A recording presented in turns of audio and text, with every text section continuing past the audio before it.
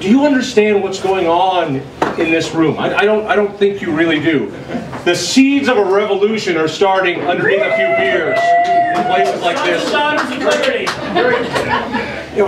How did the left take over Colorado? They did it because they started to build coalitions. Now let me tell you, in this room, there's a whole bunch of people who have different feelings on all sorts of different things. This is how we win. And you know what the left can't stand? They can't stand that while we do our fight, we have a frickin' great time at the same time. Now think about this. Here at Liberty on the Rocks, this small little group, it has no real great goal other than to get conservatives and libertarians to get together and say hello to one another. Do you know how big that is? We don't get paid to do what we do. Now think of the left. Tim Gill can write checks to every blogger, every activist, every organization. We work for a living. We have jobs. This is a tough thing for us to do. So the one thing they can't stand are freedom fighters who have a good time.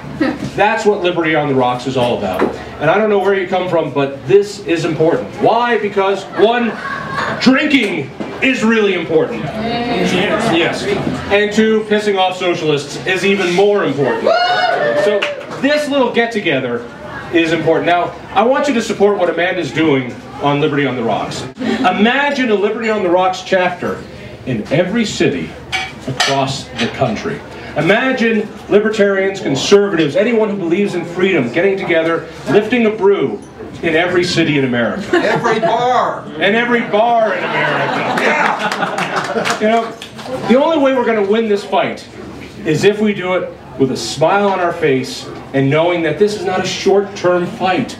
That's a problem I feel with particularly the Republican Party. We end up worrying about the next election and the next election and the next election. If only we can win this next election, everything will be great. Well, whether we win that election or lose it, things still seem to suck. Why is that? Because of Caldara's political axiom number one. There is nothing Republicans can't fuck up. So what do we need to do? We need to lead the movement, but we need to know that this movement isn't going to be a one-year movement. This isn't going to be a 5-year movement. This is a lifetime movement. This is the price we pay for our freedom, and never before has there been so much in the balance. So I just want to tell you, this is important. The more you drink, the freer you are. The more you drink, the better I look. And the more you drink, the more money you're likely to give Amanda to try to get this in every state in the country. Every bar. Every bar.